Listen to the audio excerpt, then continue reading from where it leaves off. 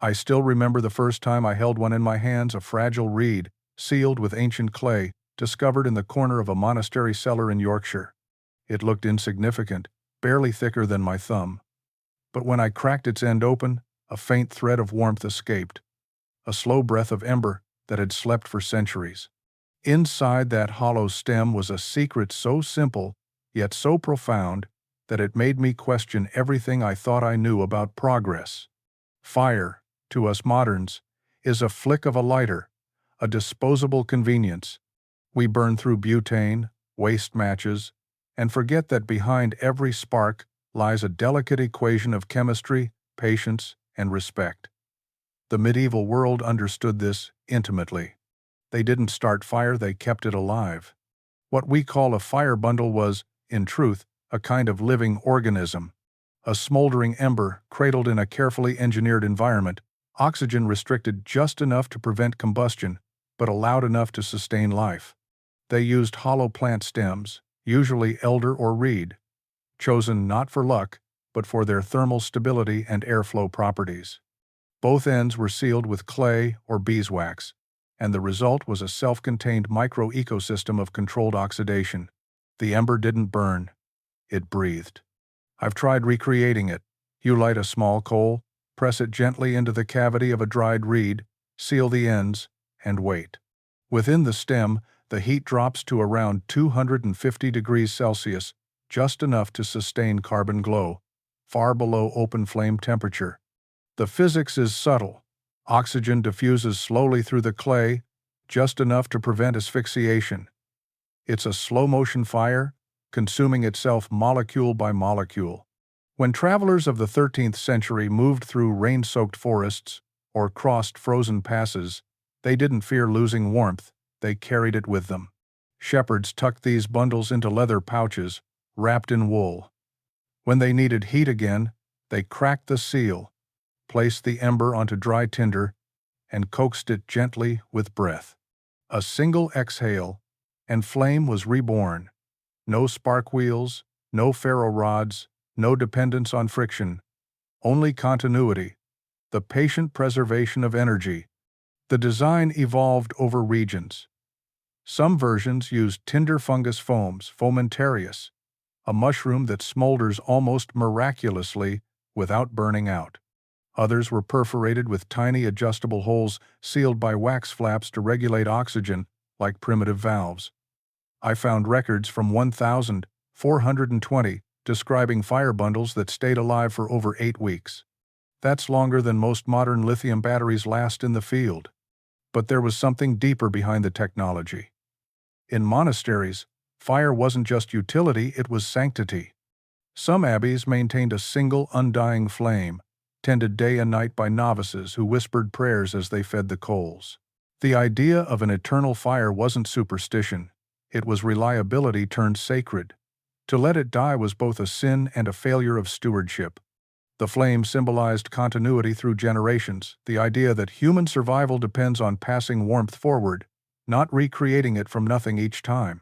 Standing in that monastery, I realized how foreign that mindset has become.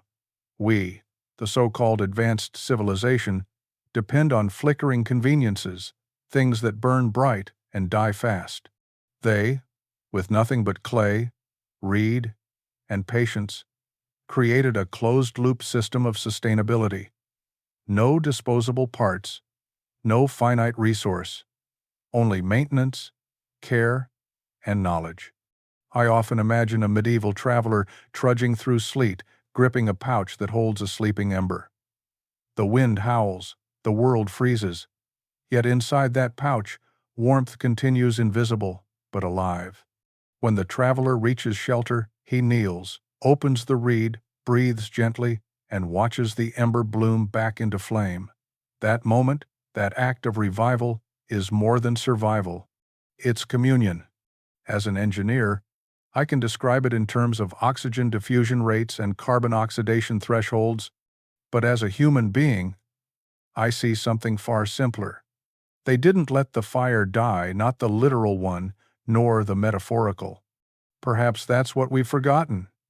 In our quest for speed and efficiency, We've lost the patience to tend what matters slowly. Matches run out, batteries die, but care, real care, doesn't. And in that truth lies the most powerful survival technology of all. The first thing you notice when stepping into a medieval smokehouse isn't the darkness, it's the smell. Not acrid or choking, but layered, like history made tangible. Pine resin, juniper, oak bark, perhaps even a hint of meat and grain that long ago surrendered their moisture to this slow, rolling fog. When I stood in one reconstructed chamber, the air shimmered faintly with suspended oil particles. The light from my headlamp cut through in golden beams, and for a moment I felt as if I'd walked into a living chemical process rather than a room. We think of smoke as waste, what's left when something burns. But to medieval builders, smoke was a tool, an active ingredient. They learned how to tune it, like adjusting an instrument, until it became a preservation system so advanced that it could dry meat, protect grain, waterproof cloth, and even extend the life of medicine. They had no thermometers, no sealed vats, no chemistry textbooks, only generations of observation and a quiet intimacy with fire. Inside these chambers, the air itself was architecture. Meat hung near the bottom where heat was fiercest, grains and ropes midway where the temperature fell, and herbs on top where the smoke was thinnest and cool. It was a natural gradient, controlled by nothing more than instinct and vent placement. Juniper smoke carried insecticidal compounds like terpenes, perfect for grains. Oak or beech yielded phenols that hardened protein and discouraged bacteria.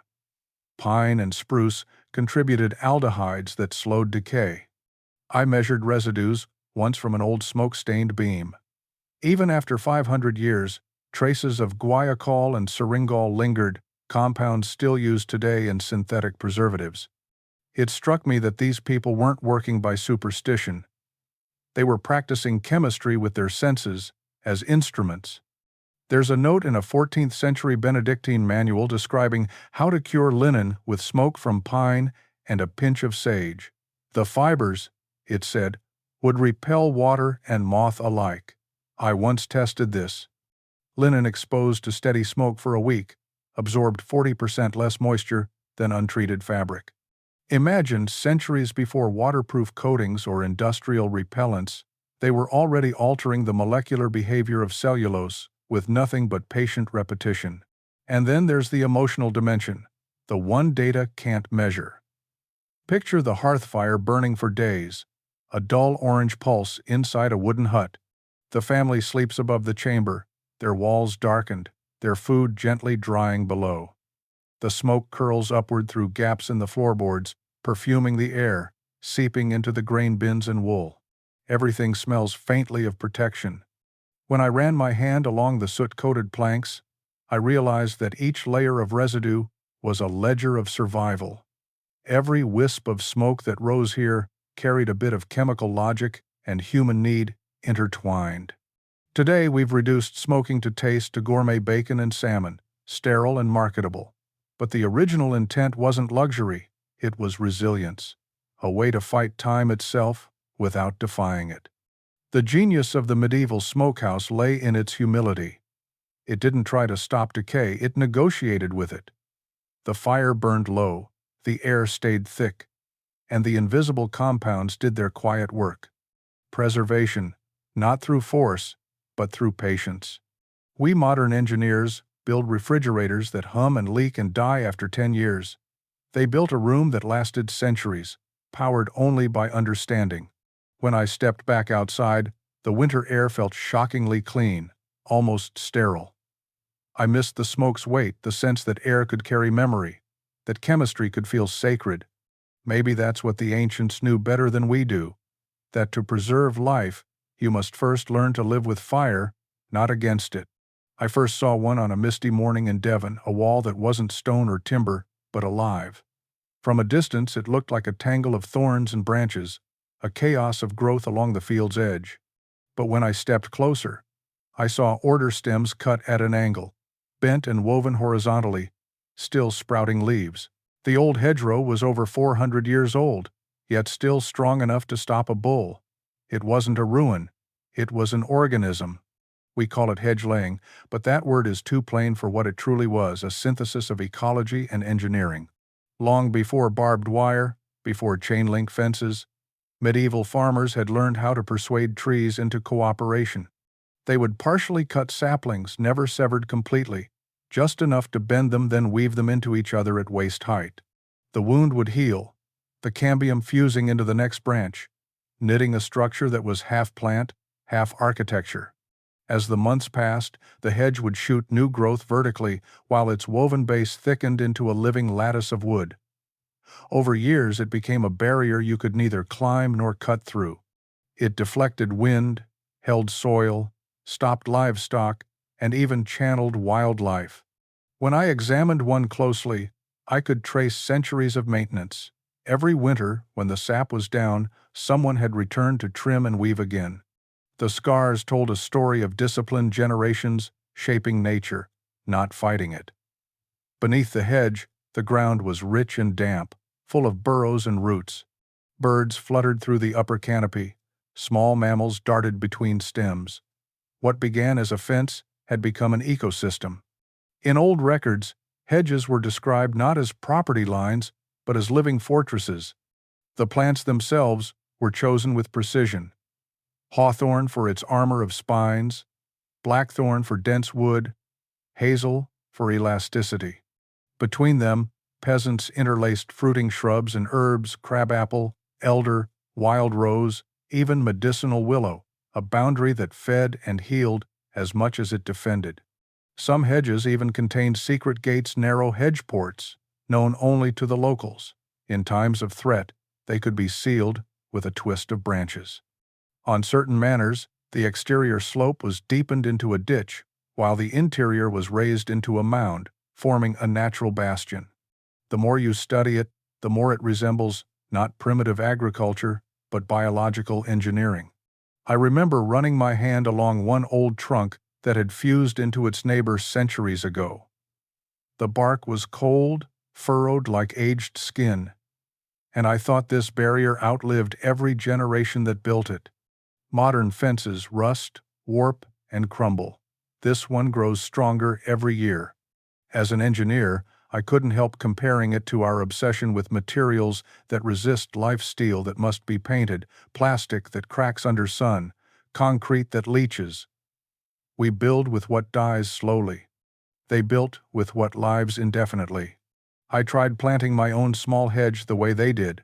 Hawthorn whips spaced a foot apart, half cut and bent. The first year felt awkward, almost cruel, wounding something green on purpose. But by the second spring, the cuts had healed, sending out new shoots that crossed and strengthened the structure. I realized it wasn't cruelty, it was guidance. You shape the wound so it can heal stronger. Standing there, looking at that ancient Devon hedge disappearing into fog, I felt a strange humility. Those forgotten farmers had invented sustainable security, a system that defended, nourished, and regenerated itself. It didn't consume resources, it created them. In their world, defense didn't mean destruction. It meant endurance. And as I ran my fingers through the cold thorns, I understood. The wall was not built against nature. It was nature, carefully tuned by human hands that remembered how to listen. The first time I saw one was in the ruins of an old abbey kitchen in northern France. It looked like an ordinary clay pot at first, coarse, pale, weathered by centuries of damp air. But when I brushed away the dust, I noticed its walls were doubled, an inner chamber nested within an outer shell, the space between them once filled with sand. Someone, 800 years ago, had built a refrigerator from earth. They called them amphorae frigoriferae cooling jars. Double-walled vessels designed to pull heat out of their contents as water evaporated through the porous outer layer. No ice, no machinery, only the principle of phase change cooling that we now describe with thermodynamic equations. When wet sand between the walls lost moisture to the air, it absorbed latent heat from the inner chamber, keeping milk, fruit, and meat fresh for days. I built a replica once, using clay from a riverbank and sand from a nearby hill. On a summer afternoon, I filled the cavity with water and set a thermometer inside. Within hours, the temperature inside dropped by nearly 10 degrees Celsius. The pot sweated like a living thing. You could almost feel it breathing, releasing heat, exhaling vapor, staying cool. But cooling was only one half of the equation. In medieval winters, the same material clay became a thermal battery. Monks and travelers molded dense discs from clay, mixed with crushed stone and even metal filings, then heated them in the hearth until they glowed dull red.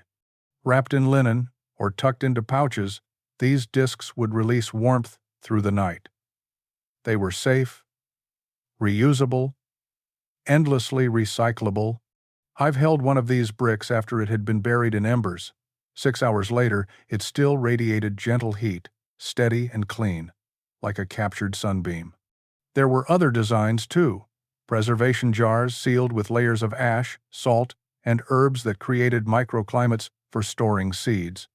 I've read monastic records describing seeds kept viable for decades this way.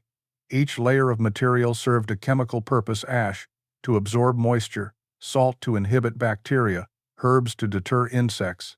Together, they made a controlled environment as precise as any modern lab.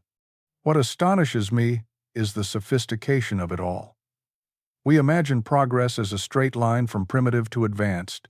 But here were people who understood energy storage without ever naming it.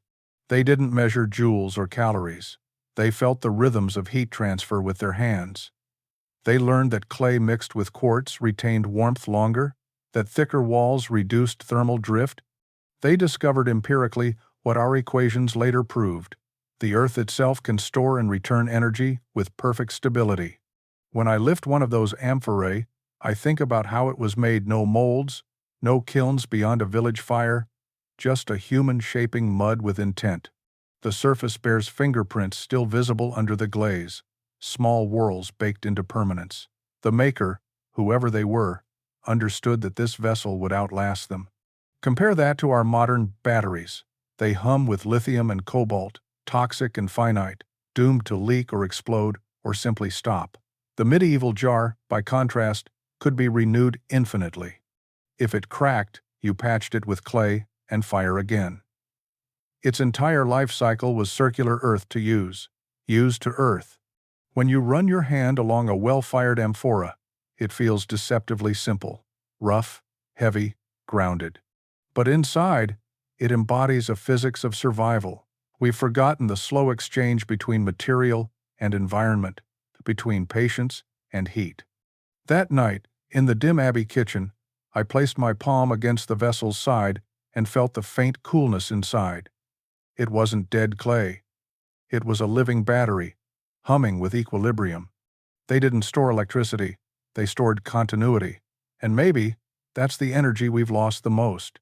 I first caught the scent before I saw the process: a blend of pine resin, warm fat, and smoke. It was sharp, clean, almost medicinal. In a small workshop behind a reconstructed medieval tannery in Wales, a craftsman was rubbing a brownish paste into a strip of canvas. His hands moved with rhythmic pressure, palms gliding back and forth until the cloth shone faintly in the firelight. When I leaned closer, he smiled and said, "You're watching waterproofing. The old way." He called it friction glazing. To us, it seems primitive animal fat, beeswax, resin, rubbed by hand until it melts into the fabric. But as I watched, I realized I was seeing something far more elegant than any synthetic coating we've invented. The heat wasn't applied externally. It was born from effort, from friction itself. Each stroke opened the fibers, each pass sealed them again. The material didn't become coated, it became transformed. I took a piece of that same cloth the next day and poured water on it. The droplets gathered, then rolled away like mercury. The surface glistened, not oily but alive. Beneath, the weave still breathed. That's the secret: we've lost breathable protection. Modern waterproof gear repels rain, but traps sweat. The medieval solution repelled both, because it worked with the fibers, not against them. The recipe was as local as it was scientific. In pine-rich regions, resin gave flexibility and natural antiseptic properties. In colder climates, Spruce or birch resin mixed with tallow produced a softer glaze that didn't crack in frost. Hunters added crushed charcoal to shield against sunlight. Sailors ground limestone or chalk for additional stiffness. Every region had its own variant, tuned like dialects of the same language of survival.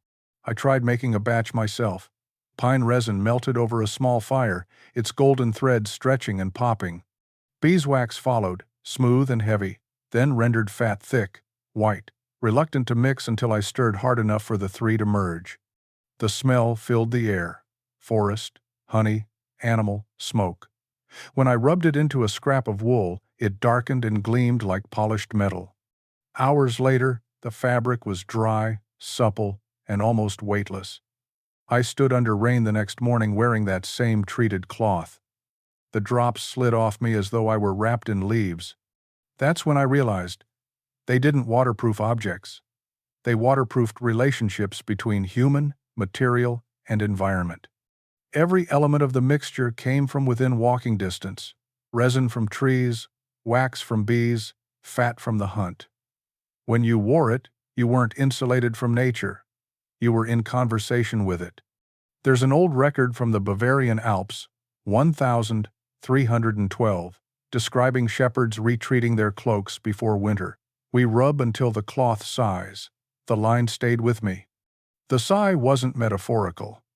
You could hear it, the faint rasp of fabric warming under palm, the quiet hum of heat building within. It's the sound of patience becoming protection. Compare that to our era of factory-sealed rain gear, membranes fused under industrial pressure. They're efficient, yes, but sterile. They separate us from the world entirely. The medieval glaze invited the world to coexist instead. It shed the storm, yet breathed the air. As an engineer, I measured its performance out of curiosity. The water absorption rate dropped by 90%. Vapor transmission remained above 50. The numbers confirm what the ancients already knew by touch: that the best armor is not the thickest, but the one that cooperates with the body's own chemistry. When the craftsman handed me my finished cloak, the surface caught the light like old bronze. "It'll last years," he said. "And when it fades, just rub it again." That simple maintenance human touch as technology felt almost sacred. I think of that now whenever I see a torn nylon jacket destined for the landfill. The friction glaze, humble and renewable, outlived kingdoms. Ours won't outlive a decade. Sometimes progress is not invention but remembering the feel of your own hands against the world and the quiet understanding that warmth, protection, and resilience are not things you buy. They are things you make, again and again, until they sigh beneath your palms. It began with silence. Deep, almost liquid silence, the kind you only find in forests before dawn. I stood still, blindfolded, a small recorder in my hand. No compass, no phone, no GPS, just my ears. Somewhere beyond the trees, a stream murmured, soft but steady. I turned my head slightly, and the tone changed. The sound sharpened on one side, blurred on the other. I took a step, then another, until I could feel the moisture thickening in the air. When I removed the blindfold, the stream was right before me. It worked. I had found my way using nothing but sound. The experiment was inspired by something I'd read in a medieval travel chronicle, a merchant who claimed he could hear valleys before seeing them. At first I thought it was poetic exaggeration. Then I realized he meant it literally. In a world without maps or magnetic compasses, people learned to navigate through echoes, tones, and the behavior of sound across terrain. They had trained their ears into instruments. In medieval Europe, and likely far beyond it, travelers read landscapes not by sight but by resonance. A shout in open plains carried far and sharp, but in forests it dulled, its echo swallowed by leaves. The same call in a valley bounced twice. The second echo weaker and delayed a signature of depth. Fog amplified high frequencies, snow dampened them. To those who paid attention, the world was full of invisible maps. I've listened to recordings from alpine shepherds who used yodeling not only to call flocks, but to judge distance and direction. The way their voices returned told them the size of the basin, the shape of cliffs, even the density of air. It was radar before radar, practiced by memory and instinct. There are old monastic notes describing how pilgrims would speak to the earth on journeys through the night. They clapped or struck wood, then waited, counting heartbeats until sound returned. Those delays told them where they were, whether they approached water, rock, or plain. One document from the 1200s even refers to the whisper of weather, the shift in distant sound that warned of incoming rain. Lower frequencies traveled further in humid air. Sudden stillness meant snow. I tried repeating those tests in the field, recording sound spectra as the weather changed. The data matched the chronicles exactly. Science now explains what they once lived by. That sound speed changes with temperature and humidity. That terrain shapes wave reflection.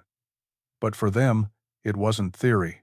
It was survival. Imagine walking at night through a fog-bound forest, the moon hidden, every path uncertain. You hum softly, just to measure the space around you.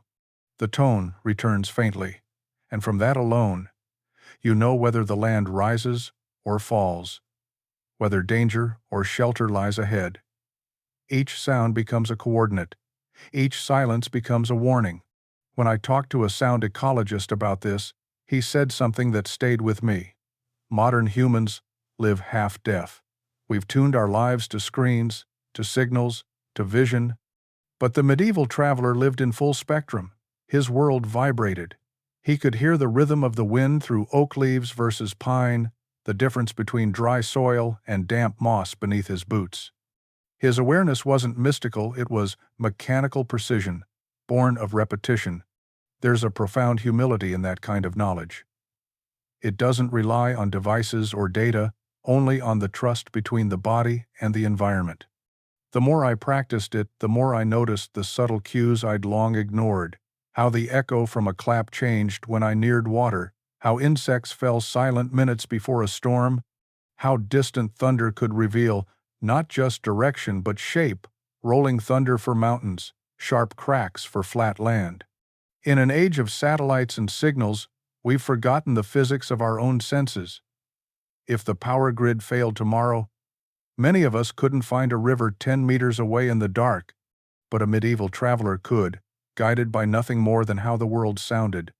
I once recorded an entire walk through a valley, later translating the soundscape into a visual graph. It looked almost like a topographic map, valleys appearing as dips in frequency response, hills as peaks. I realized that the old travelers weren't imagining things, they were mapping the invisible world with their ears. As I stood by that same stream, the blindfold now hanging loose around my neck, I felt an odd gratitude for the silence. It wasn't emptiness, it was information subtle, ancient, and waiting to be heard. The medieval wanderer didn't just survive by listening, he belonged by listening. And maybe that's what we've lost most of all. Not direction, but connection. It was a small village in the foothills of the Pyrenees where I first witnessed it. A harvest festival that seemed, on the surface, no different from any other. Children dancing, elders clapping, the hum of voices blending with the scent of crushed grapes. But when one of the old women began to sing, the tone of the gathering shifted. Her song wasn't entertainment, it was instruction. The rhythm, named plants, Santolina, Artemisia, Botanica, their uses, their seasons, the dangers of mistaking one for another, each verse passed like a chapter in a living textbook, and every villager, young or old, joined in, completing her sentences without missing a beat. That was when I realized what I was witnessing. Not tradition, but technology, the last remnant of a medieval information network that had survived centuries without a single page. Before books were common, before literacy spread beyond monasteries, knowledge had to live somewhere else. So they stored it in people. Each community functioned like a distributed hard drive, where fragments of essential survival data were divided among many minds. The healer might know which herbs soothed fever, The tanner how to soften hides, the mason how to read cracks in stone, the farmer how to sense frost by smell alone. No single person held everything, but together they contained an entire encyclopedia of resilience. It was deliberate redundancy. Every critical piece of knowledge existed in multiple forms: a song, a story, a game, a tool pattern, even a physical marker in the landscape. The placement of a stone near a spring might mean drinkable. The order of carvings on a doorway might indicate the sequence of grain-drying steps. Their world was annotated, yet nothing was written. I remember sitting beside that elder as she sang and noticing how her melody shifted with each line. Later, I realized it wasn't artistic flourish, it was error correction. The melody forced each verse to fit perfectly within its meter. If a learner forgot a line, the rhythm itself revealed the omission. It was self-checking memory. Centuries before we invented checksum algorithms, children learned through play, counting rhymes that encoded planting cycles, guessing games that taught weather patterns, riddles that disguised agricultural wisdom. The knowledge wasn't stored apart from life, it was embedded within it. When I interviewed a local historian, he said something that stayed with me. They didn't have knowledge, they were knowledge. That distinction matters. In our age, we separate the knower from the known.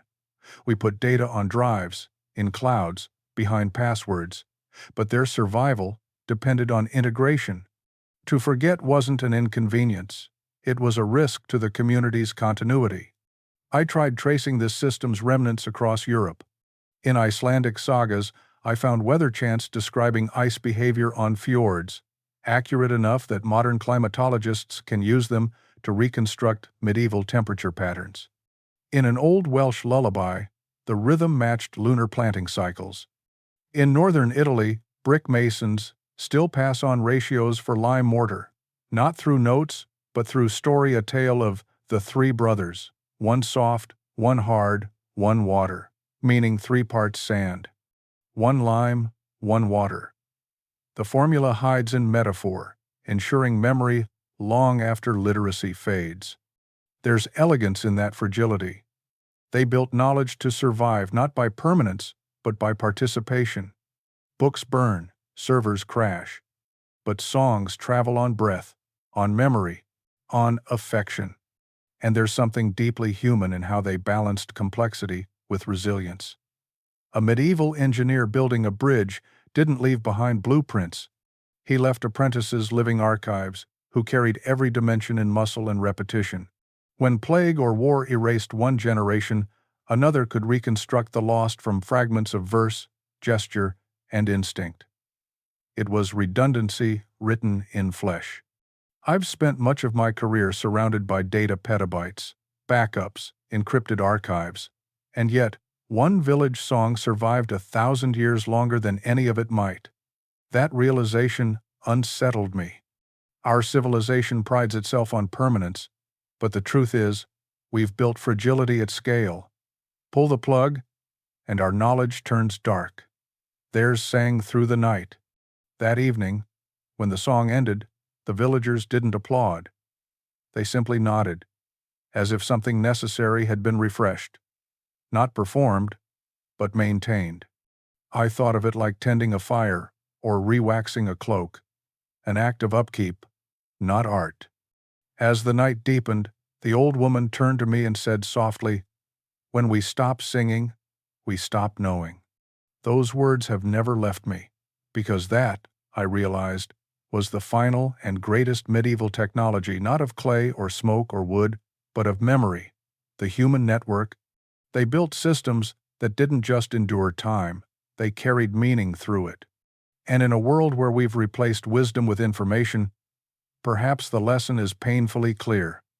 The future may not belong to those who store the most, but to those who remember how to remember.